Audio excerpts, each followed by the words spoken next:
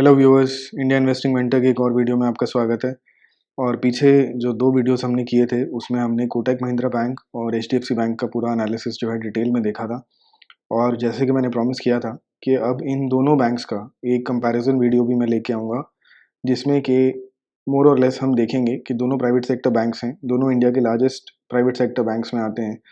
तो इनमें क्या सिमिलैरिटीज़ हैं, क्या डिफरेंसेस हैं, और दोनों बैंक्स में से इस वक़्त कौन-सी एक बेटर इन्वेस्टमेंट बनती है मेरे हिसाब से, मेरे एनालिसिस के हिसाब से कौन-सा बैंक मुझे लगता है किन पैरामीटर्स में दूसरे से बेटर है। तो वो आज हम यहाँ कवर करेंगे। पर अगेन इससे पहले कि आगे बढ़ें, ये एक डिस्क्लेमर है कि मेरी इस वक़्त एज़ ऑफ़ नाउ इन दोनों बैंक्स में कोई पोज़ीशन नहीं है और मैं पोज़ीशन बनाना डेफ़िनेटली चाहूँगा, पर इस वक़्त नहीं है। एंड यहाँ मेरी कोई बाय सेल रिकमेंडेशन नहीं है किसी को भी, ना ही मैं सेबी के साथ किसी भी तरह से रजिस्टर्ड हूँ। तो अगर आप इन्वेस्ट करना चाहते हैं, रिस्क्स को अंडरस्टैंड कीजिए और फाइनेंशियल एडवाइज़र को कंसल्ट ज़रूर कीजिए। मैं यहाँ किसी भी तरह की बाय सेल रिकमेंडेशन नहीं दे रहा हूँ। पूरा वीडियो सिर्फ एजुकेशनल पर्पसेस के लिए बनाया गया है और मैं अपनी इन्फॉर्मेशन आपके साथ शेयर कर रहा हूँ। तो हम ये पैरामीटर्स पे आज बेसिकली चेक करेंगे। इन पैरामीटर्स को हम ऑलरेडी डिस्कस कर चुके हैं, तो ये वीडियो ज़्यादा लंबा नहीं होगा। अगर आपने इंडिविजुअल बैंक्स को देखना चाहते हैं डिटेल में, तो जो प्रीवियस 2 वीडियोज़ हैं जिसमें कि एचडीएफसी बैंक और कोटक महिंद्रा बैंक का पूरा एनालिसिस मैंने शेयर किया है, आप उनको देख सकते हो। पर ये एक क्विक वीडियो होगा जहाँ पे हम जल्दी से कंपैरिज़न करके समझेंगे कि कौन-सा बैंक जो है, वो दूसरे बैंक से बेटर है।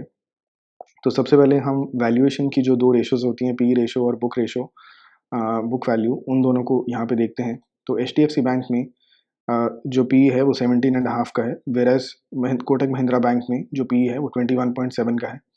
तो अगर देखा जाए तो ये दोनों के दोनों बैंक्स काफ़ी क्लोज हैं, पी बहुत ज़्यादा दूर नहीं है। पर अगेन 17.5 का पी जो है वो काफ़ी लो साइड पे आता है। और अगर आपने मेरा एचडीएफसी बैंक का वीडियो देखा है तो मैंने वहाँ क्लियरली बोला भी है कि जो लोएस्ट पी हम देख सकते हैं लास्ट 5 ईयर्स में एचडीएफसी बैंक का गया है वो तकरीबन 16.9 था और इस वक्त 17.5 है। तो एचडीएफसी बैंक का जो पी करंट पी है वो इस वक्त लोएस्ट पी की तरफ जा रहा है हिस्टोरिकली। तो यहाँ पे ऑल्दो कोटक बैंक का भी पास ही है पी, बट एचडीएफसी बैंक का उससे भी नीचे है। तो हम यहाँ पे ये पॉइंट जो है पी रेशो का, कि valuation wise, price to earning ratio wise किसका पी बेटर है, वो पॉइंट हम एचडीएफसी बैंक को यहाँ पे दे देते हैं। तो यहाँ पे हम एक पॉइंट दे देते हैं एचडीएफसी बैंक को। तो अब इसके बाद चलते हैं बुक वैल्यू पे। और बुक वैल्यू जो अगेन हम देखते हैं उसको हम एब्सोल्यूट टर्म्स में नहीं देख सकते। यहाँ पे हमें book value as a percentage of price, यानी प्राइस टू बुक वैल्यू हमें देखनी होती है। तो यहाँ 519 टू 1531, यानी ऑलमोस्ट 3 टाइम्स से थोड़ा सा कम है बुक वैल्यू। और यहाँ पे 3 से ज़्यादा आई थिंक नंबर आएगा। बट यहाँ पे मैं टाई कर दूंगा इन दोनों वैल्यूज़ को, बिकॉज ये बहुत ही क्लोज हैं एक दूसरे के। तो बुक वैल्यू जो होती है वो तभी सब्सटेंशियली मैटर करती है जब उसमें एक बहुत डिफरेंस हो। तो यहाँ पे अगर आप दोनों ही बैंक्स को परचेज़ करने जाते हो, तो जो पैसा आप शेयर करोगे, इन्वेस्ट करोगे, उसमें से जो तकरीबन 1/3 आपको वैल्यू है वो इक्विटी की फॉर्म में आपको वापस मिल जाती है। यानी आप बैंक के शेयर्स खरीदोगे तो बैंक के पास तकरीबन 1/3 इक्विटी है। तो ये वाला पॉइंट जो है, इसमें ये दोनों बैंक्स काफ़ी क्लोज हैं। दोनों में जो बुक वैल्यू है, प्राइस टू बुक, वो तकरीबन 3 के पास रहेगी। तो यहाँ पे इस पर्टिकुलर पैरामीटर को हम एक टाई मान के चल सकते हैं कि दोनों ही बैंक्स में जो वैल्यू है काफ़ी क्लोज है। तो आप यहाँ पे वैल्यू भी देख सकते हो। करंट मार्केट प्राइस पर बुक वैल्यू एचडीएफसी का 2.95 है और कोटक महिंद्रा बैंक का 3.17 है। और ये इसलिए क्योंकि आज कोटक महिंद्रा बैंक जो है इसमें 1.59% ऊपर चला गया है। तो मैं इसलिए कह रहा हूँ ये बहुत क्लोज है, क्योंकि ये वैल्यू अगर आप कल देख लेते 1.59% जब नीचे होता, तो ये वैल्यूज़ और भी क्लोज निकल के आनी थी। यानी ये जो हम यहाँ पे डिफरेंस देख रहे हैं 2.95 और 3.17 का, ये 3.17 से काफ़ी कम था, 3 के आसपास था, तो ऑलमोस्ट बराबर हो जाता है। इसीलिए इस पर्टिकुलर पॉइंट में मैं दोनों बैंक्स को यहाँ पे टाई कर दूंगा कि book value wise, price to book value valuation के लिए अगर हम यूज़ करते हैं तो दोनों ही बैंक्स जो हैं वो आपस में कंपेरेबल हैं। तो हम यहाँ पे जो ये स्टैम्प है ये हम दोनों को दे देते हैं कि दोनों ही बैंक्स में बुक वैल्यू जो है ये कंपेरेबल है, एक दूसरे को बीट नहीं कर पाता। अब चलते हैं नेक्स्ट पैरामीटर में जो है डेट टू इक्विटी। और डेट टू इक्विटी अगेन यहाँ मैं कॉन्सेप्ट्स में नहीं जा रहा हूँ। अगर आप कॉन्सेप्ट समझना चाहते हो तो मैंने पूरे डिटेल में जो दोनों बैंक्स का एनालिसिस किया है, वहाँ एक एक फिगर को कि डेट टू इक्विटी का क्या सिग्निफिकेंस है, उससे रिस्क कैसे डिफाइन होता है, पूरा मैंने समझाया, तो वो आप वीडियो डिटेल में देख सकते हो। पर debt to equity HDFC Bank का जो है वो 7.39 है और कोटक महिंद्रा का 3.72 है। तो कोटक महिंद्रा का डेट टू इक्विटी कम है, जिसकी वजह से ये एक लेस रिस्की ऑप्शन बनता है क्योंकि जितना आपका लेवरेज कम होता है, तो ये जैसे मैंने एक्सप्लेन किया है प्रीवियस वीडियोस में, लेवरेज जो है वो डबल एज सोर्ड की तरह काम करती है। जब आपके प्रॉफिट्स हैं वो भी एम्पलीफाई होते हैं, पर जब लॉसेज होने लगते हैं, एनपीएस होने लगते हैं, वो भी एम्पलीफाई होते हैं। तो यहाँ प्रॉफिटेबिलिटी और लॉसेस दोनों एम्पलीफाई होंगे। बट अगर हम रिस्क पर्सपेक्टिव से देखें, क्योंकि यहाँ मेनली एनपीए के साथ आपको मैच करके दोनों चीज़ों को देखना होता है कि यहाँ पे रिस्क पर्सपेक्टिव कहाँ पे कम है, तो कोटक महिंद्रा बैंक जो है उनमें ऑब्वियसली डेट टू इक्विटी कम है, इसलिए वहाँ पे बेटर है उनकी बैलेंस शीट। और कोटक महिंद्रा बैंक को दूसरा यहाँ एडवांटेज रहता है कि अगर ये डेट टू इक्विटी यहाँ से अपना इंक्रीज़ करने को तैयार होते हैं और ये एचडीएफसी बैंक यानी 7.39 यहाँ से डबल तक इंक्रीज़ करते हैं, तो ये अपनी लोन बुक को अग्रेसिवली एक्सपैंड कर पाएंगे, और जितनी लोन बुक एक्सपैंड होगी तो वहाँ इनकी अर्निंग्स इंक्रीज़ हो जाएंगी। तो ये बाकी के सारे पैरामीटर्स जो इनके जल्दी इंप्रूव होने शुरू हो जाते हैं। तो यहाँ पे हम डेट टू इक्विटी में क्लियरली बहुत देख सकते हैं कि कोटक महिंद्रा बैंक जो है उसके पास यहाँ पे एज है। तो ये वाला पॉइंट जो है हम कोटक बैंक को यहाँ पे दे देते हैं। अब आते हैं एनपीएस के केस में। तो एनपीएस में अगेन मैं पहले भी बता चुका हूँ कि एचडीएफसी बैंक का आई थिंक यहाँ पे दिखाता नहीं है एनपीए, नहीं तो पीएनएल स्टेटमेंट में यहाँ पे आपको एनपीए दिख जाता है। पर एचडीएफसी बैंक का हिस्टोरिकली और इस वक्त भी जो एनपीए है तकरीबन 0.4% है, और कोटक महिंद्रा बैंक के केस में भी वो वैल्यू जो है अराउंड 0.4% ही है। शायद यहाँ पे दिखा दे, हाँ जी यहाँ दिखा रहा है, तो 0.43% दिखा रहा है। तो अगेन ये वैल्यूज़ बड़ी कंपेरेबल हो जाती हैं। दोनों ही बैंक्स जो हैं वो ज़्यादा एनपीए नहीं रखना चाहते। तो ग्रॉस एनपीए कुछ भी हो वो इतना मैटर नहीं करता है, बिकॉज ग्रॉस एनपीए के अगेंस्ट अगर बैंक ने रिजर्व्स बना दी तो from an investor point of view हम लोग कवर्ड होते हैं। तो अब जो भी हम प्रॉफिट्स और बाकी चीज़ें देखते हैं वो रिजर्व्स बनाने के बाद ही देखते हैं। तो हमें ये डिटेल देखने की ज़रूरत नहीं है ज़्यादातर कि कितना ग्रॉस एनपीए था। हालांकि ग्रॉस एनपीए पे नज़र ज़रूर रखनी चाहिए, क्योंकि अगर बहुत ज़्यादा बढ़ता है under the same market condition, तो वहाँ से पता चल जाता है कि बैंक की जो मैनेजमेंट है, उनका जो रूल्स हैं, जो स्क्रूटनी के उनके तरीके हैं, लोन्स देने का जो उनका एक तरीका है, जो फ़िल्टर करने का, एनालाइज़ करने का तरीका है कि कौन सा क्रेडिटर जो है वापस लोन दे देगा, कौन सा नहीं देगा, उसकी एफिशिएंसी आपको पता चल जाती है। बट यहाँ पे एनपीएस जो है, नेट एनपीएस, वो काफ़ी कंपेरेबल हैं। दोनों ही बैंक्स के 0.4% के आसपास रहते हैं। थोड़ा सा हाई यहाँ पे कोटक महिंद्रा का 0.43% है, पर ऑलरेडी ये एचडीएफसी के जो रिजल्ट्स हैं ये पुराने हैं, तो यहाँ पे तो मेंशन भी नहीं है। पर इनकी अगर आप पिछली प्रेजेंटेशन देखोगे क्वार्टरली, तो उसमें उन्होंने 0.4% दिए थे, पर 0.4% से वो कहीं ज़्यादा इंक्रीज़ होने वाले हैं। 0.3-0.4% उन्होंने दिए थे, पर वो 0.4-0.45% यानी बिल्कुल कोटक महिंद्रा के आसपास आने वाले हैं, क्योंकि जो एचडीएफसी का मर्जर हुआ है एचडीएफसी बैंक के साथ, उसके बाद एनपीएस जो है वो थोड़े से ऊपर जा रहे हैं। तो अभी वो ऊपर जाने के बाद दोनों बैंक्स जो हैं उनके एनपीएस आइडेंटिकल हो जाएंगे। तो एनपीएस जब आइडेंटिकल हो जाएंगे, एनपीएस आपका रिस्क डिफाइन करता है, और यहाँ पे क्योंकि दोनों बैंक्स के एनपीएस बराबर हैं, तो ये पॉइंट्स भी हम इक्वली दोनों बैंक्स को दे सकते हैं। तो आप देख सकते हैं कितना नेक टू नेक कंपटीशन है दोनों बैंक्स में, यानी कि दोनों बैंक्स इतना क्लोज परफॉर्म करते हैं एक दूसरे के साथ। और ये बेसिकली एक बहुत अच्छी चीज़ होती है इन्वेस्टर्स के लिए कि जब कोई बैंक्स में इतना कट थ्रोट कॉम्पिटिशन होता है, तो वो ज़रा सी भी गुंजाइश नहीं छोड़ सकते ढीलपंथी की। यानी यहाँ पे दोनों ही बैंक्स की मैनेजमेंट जो है वो सुपर एफिशिएंट तरीके से काम करती हैं कि ज़रा सा भी उनको कहीं दिखता है कि एनपीएस हैं या नेट इंटरेस्ट मार्जिन हैं, तो उसको इम्प्रूव करने की कोशिश करते हैं। ऑब्वियसली एक इनहेरेंट यहाँ डिफरेंट अप्रोच है कि यहाँ पे कोटक महिंद्रा बैंक जो है उनका प्राइमरी जो टारगेट है वो अपने नेट इंटरेस्ट मार्जिन्स को बढ़ाने का है, to increase the profits, whereas HDFC Bank का लोन बुक को इंक्रीज करने का है। तो उसको हम आगे देखेंगे। बट यहाँ पे अगर आप मतलब अब दोनों बैंक्स का रिस्क प्रोफाइल देखना चाहते हो, तो मैंने जैसे बताया था कि डेट टू इक्विटी और एनपीए कंबाइन करके बताता है कि आपका रिस्क प्रोफाइल कैसा है। तो क्योंकि एनपीए दोनों बैंक्स में बराबर है, पर डेट टू इक्विटी प्रोफाइल में कोटक महिंद्रा बैंक का कम डेट है, तो यहाँ पे ओवरऑल रिस्क प्रोफाइल अगर हम देखें तो कोटक महिंद्रा का एचडीएफसी से सेफ आता है। यानी एचडीएफसी अगर सेम मार्केट कंडीशंस बिगड़ती हैं, यानी लोन्स में एनपीएस बढ़ने शुरू होते हैं because of some macro economic event, जैसे पीछे कोविड हो गया था या कोई और फाइनेंशियल क्राइसिस आ जाता है, तो वहाँ पे जो इम्पैक्ट दोनों बैंक्स को है वो कम रहेगा। ये हम ऑलरेडी वीडियोस में अपने जो मैंने डिटेल्ड एनालिसिस शेयर किया उसमें मैं बता चुका हूँ। पर रिलेटिवली अगर इन दोनों बैंक्स को देखें तो वहाँ पे कोटक महिंद्रा बैंक ज़्यादा सेफ रहेगा, उनको कम इम्पैक्ट दिखेगा, वेयर एज एचडीएफसी को ज़्यादा दिखेगा, क्योंकि उनके पास ज़्यादा लेवरेज है, ज़्यादा डेट है। तो अब बढ़ते हैं प्रॉफिटेबिलिटी, ग्रोथ और वैल्यूएशन की तरफ। तो यहाँ पे आप देख सकते हो कि कासा रेशो मैंने यहाँ पे मेंशन किया है, और कासा रेशो के साथ हम यहाँ पे एक और चीज़ ऐड कर सकते हैं, जिसको मैं यहाँ पे ऐड कर देता हूँ, और उसको हम बोल देते हैं नेट इंटरेस्ट मार्जिन्स। क्योंकि ये प्राइमरीली जो कासा रेशो होती है ये आपको नेट इंटरेस्ट मार्जिन्स के बारे में बताती है। तो कासा रेशो में अगेन एक्सप्लेन डिटेल में नहीं करूँगा। करंट अकाउंट्स और सेविंग्स अकाउंट से जब आपके पास फंड्स आते हैं वो चीप फंड्स होते हैं, तो उस पे जो आपके नेट इंटरेस्ट मार्जिन है वो हाई रहते हैं, यानी अर्निंग्स बैंक की ज़्यादा रहती है। तो यहाँ पे कासा रेशो जो है वो कोटक महिंद्रा बैंक की ज़्यादा है, और एचडीएफसी बैंक की रिलेटिवली कासा थोड़ी सी कम है। ये हमने देखा था, एक टाइम पे एचडीएफसी मार्केट लीडर होता था कासा रेशो में, पर अभी कोटक महिंद्रा बैंक जो है उनकी कासा रेशियो कहीं ज़्यादा है। और सेकेंडली क्योंकि कोटक महिंद्रा बैंक के पास डेट टू इक्विटी कम है, तो उनका अपना पैसा रिलेटिवली यानी जो डेट टू इक्विटी है वो 3.72 है, तो अपना ₹1 है तो उन्होंने लोन 3.72 का लिया हुआ है, यानी यही पैसा जब आगे वो लोन करते हैं तो ज़्यादा परसेंटेज ऑफ पैसा उनका खुद का है। तो अपने पैसे पे आप जो है ज़्यादा इंटरेस्ट कमाते हो, क्योंकि आपको किसी बोरोवर को, जो आपके पास डिपॉजिटर होता है, उसको आपको देना नहीं होता वापस कुछ भी, सारा पैसा आपका अपना है, तो उस पे आप फुल इंटरेस्ट जो भी चार्ज कर रहे हो वो आपके प्रॉफिट्स में जाता है। और इसी तरह से जितना पैसा आपके पास करंट अकाउंट, सेविंग्स अकाउंट से आता है वो चीप मनी होता है, क्योंकि इस पे आप लो इंटरेस्ट पे करते हो डिपॉजिटर्स को 2 से 3%। और जो आप चार्ज करते हो किसी भी तरह के लोन जो आपने दिया होता है वो आपका फिक्स रहता है।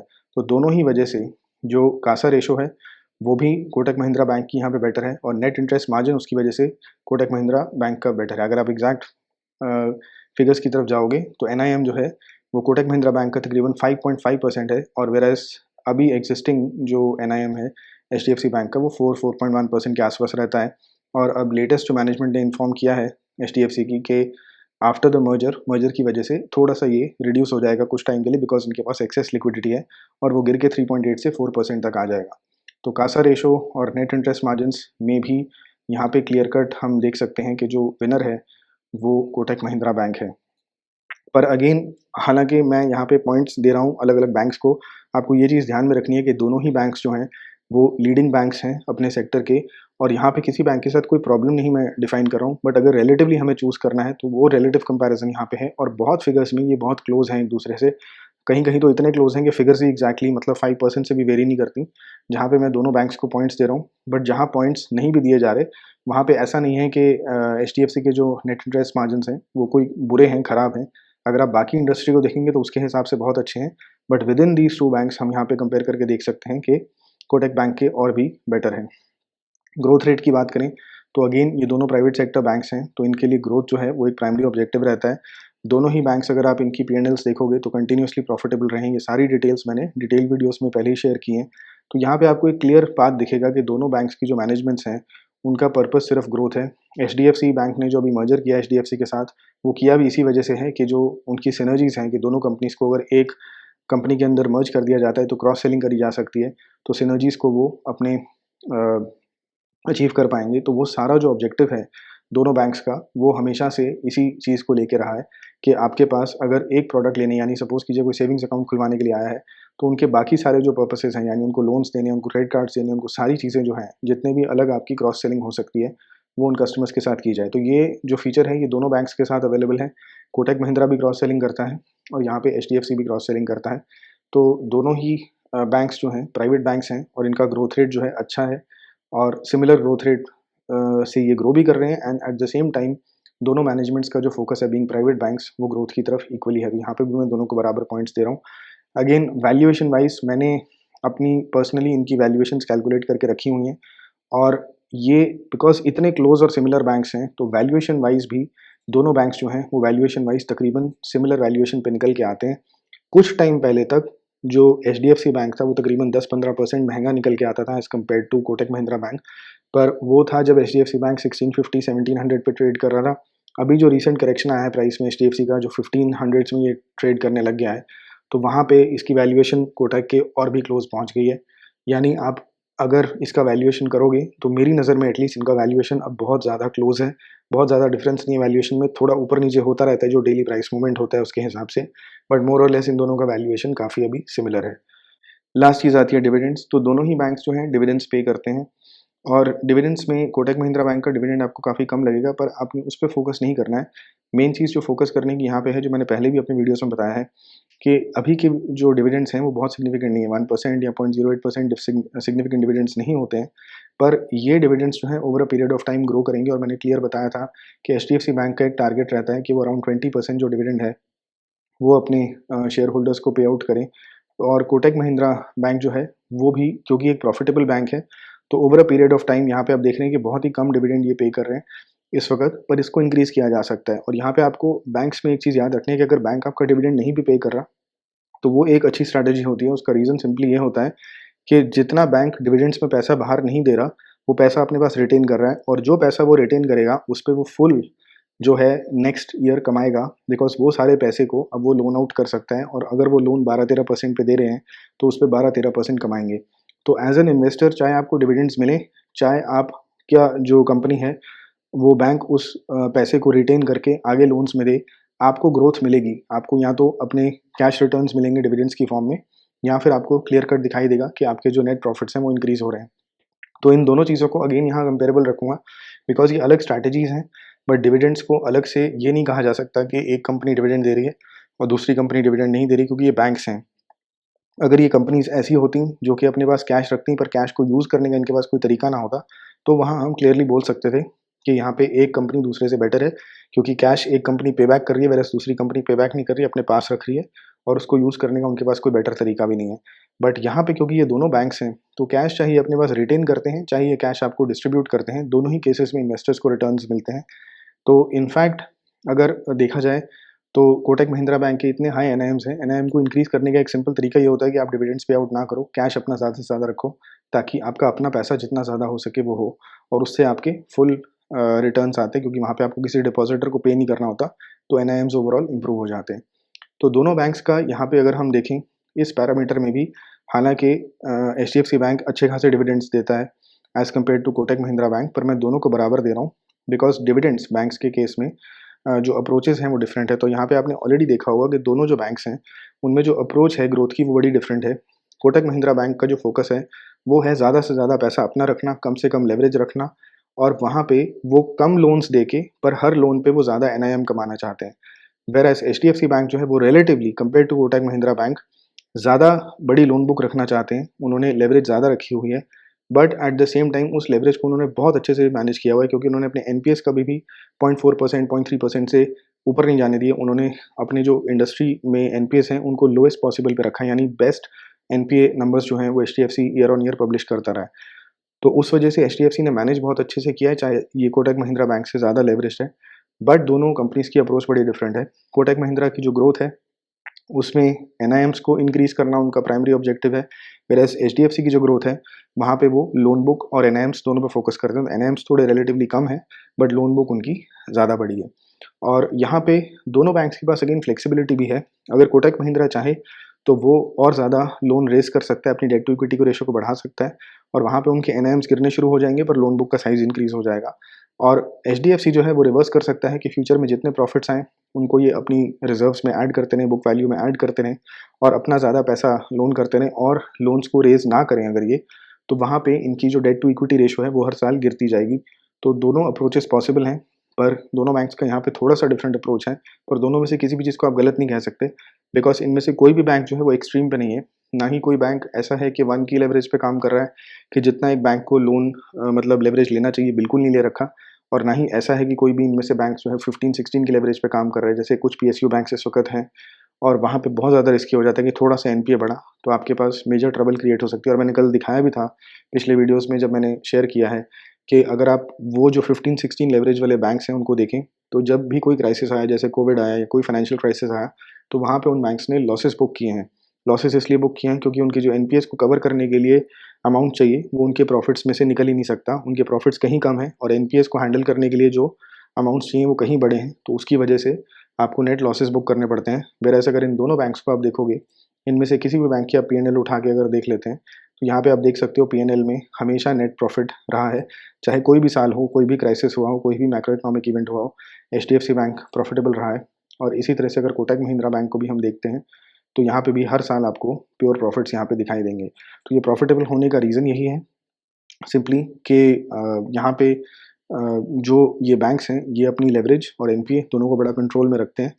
और इसके मुकाबले अगर आप SBI या आप कैनरा बैंक, इनकी लेवरेजेस देखेंगे तो वो इतनी ज़्यादा है कि अगर ज़रा सा NPA बिगड़ेगा तो उसकी रिजर्व्स बनाते बनाते उनके पूरे साल के प्रॉफिट्स कंज्यूम हो जाएंगे और उनको नेट लॉसेस बुक करने पड़ते हैं। तो इसके साथ ये बैंक्स का कंपैरिजन हो गया। तो यहाँ पे हम क्लियर कट देख सकते हैं कि HDFC और कोटक बैंक बहुत ही क्लोज हैं एक दूसरे में, ऑलमोस्ट हर मामले में। यहाँ पे आपको पर्सनली देखना है कि आपको क्या चीज़ जो है ज़्यादा अच्छी लगती है। क्या आप बड़ी लोन बुक के साथ खुश हो, या आप ज़्यादा सेफ बैंक चाहते हो? अगर आप सेफ्टी आपका मेन कंसर्न है तो आपको मेरे हिसाब से कोटक महिंद्रा बेटर सूट करेगा, बिकॉज़ कोटक महिंद्रा जो है उनकी डेट टू इक्विटी रेशो कम है, कासा उनका ज़्यादा है, नेट इंटरेस्ट मार्जिन्स उनके ज़्यादा हैं, तो वो एक सेफ़ प्रोफ़ाइल को ज़्यादा safe profile I would say दोनों के कंपैरिज़न में मैनेज करते हैं और एचडीएफसी का थोड़ा रिस्क प्रोफ़ाइल ज़्यादा है। बट अगेन अगर आप शेयर साइज़ पे जाना चाहते हैं तो एचडीएफसी जो है उसका market cap Kotak Mahindra bank से 3 गुना बड़ा है और वहाँ पे उनके जो ओवरऑल मार्केट रीच, जो उनका overall size of the loan book है, वो कहीं ज़्यादा बड़ा है, उनकी लेवरेज कहीं ज़्यादा है। तो अगर आप उस सेंस में देखना चाहते हो तो वहाँ पे आपको एचडीएफसी बैंक जो है वो बेटर लगेगा। तो अगेन यहाँ कोई बाय सेल रिकमेंडेशन मेरी थी नहीं। होपफुली ये जो कंपैरिज़न है ये क्लियर हो गया होगा। तो जो अब हमने एक पूरी सीरीज़ काइंड ऑफ स्टार्ट करी थी, जिसमें मैंने सिटी यूनियन बैंक से स्टार्ट किया था। सबसे पहले मेरे ख्याल से मैंने बैंक ऑफ इंडिया का एक एनालिसिस शेयर किया था, उसके बाद सिटी यूनियन बैंक का मैंने एनालिसिस शेयर किया था, जिसमें मैंने पूरे कॉन्सेप्ट समझाए थे कि किसी भी बैंकिंग इंडस्ट्री को, बैंकिंग स्टॉक को कैसे चेक करना होता है, बैंकिंग इंडस्ट्री में कैसे फंक्शनिंग होती है, कैसे पैसा बनाया जाता है, उसका बिज़नेस मॉडल कैसे काम करता है। वहाँ से फिर हमने एचडीएफसी बैंक और कोटक महिंद्रा बैंक को देखा और यहाँ पे अब हम कंपैरिज़न कर रहे हैं। तो ये एक, अगर आप सारे के सारे बैंकिंग वीडियोज़ को यहाँ पे देख लेते हो, तो ये तकरीबन आपको 3-4 घंटे का कंटेंट मिल जाएगा, जिसमें अगर आप सारे वीडियोज़ को थॉरोली 1 से 2 बार, 3 बार देख लेते हो, तो आपको पूरा बैंकिंग इंडस्ट्री कैसे काम करता है और ये जो मेन बैंक्स हैं इन सेक्टर्स में, जिसमें हमने पीएसयू बैंक्स भी लिए हैं और प्राइवेट बैंक्स भी लिए हैं, आपको पूरी एक अंडरस्टैंडिंग हो जाएगी ये कैसे काम करता है। तो एज़ यूजुअल एक ही रिक्वेस्ट है आपसे, वीडियोज़ बनाने में बहुत टाइम जाता है, मेहनत भी जाती है और सिर्फ़ एक ही रिटर्न मैं एक्सपेक्ट करता हूँ कि आप जितना इस वीडियो को शेयर कर सकते हैं, चैनल को प्रमोट कर सकते हैं, वो हेल्प कीजिए ताकि चैनल ग्रो कर सके। और अगर आपने वीडियो देखा और आपको अच्छा लगा तो अपने फैमिली फ्रेंड्स के साथ ज़रूर शेयर कीजिएगा और लाइक ज़रूर कीजिए। चैनल को सब्सक्राइब ज़रूर कीजिए अगर आपने अभी तक नहीं किया है। और अगर कोई भी डाउट्स हैं, कोई भी कमेंट्स हैं, सजेशंस हैं, तो वो आप कमेंट्स में लिख सकते हो, मैं आपको रिस्पॉन्ड डेफ़िनेटली करूँगा। और इसके साथ इस वीडियो को यहाँ पे ख़त्म करते हैं। आपके वक़्त के लिए बहुत-बहुत धन्यवाद। आपसे मिलेंगे नेक्स्ट वीडियो में। Thank you.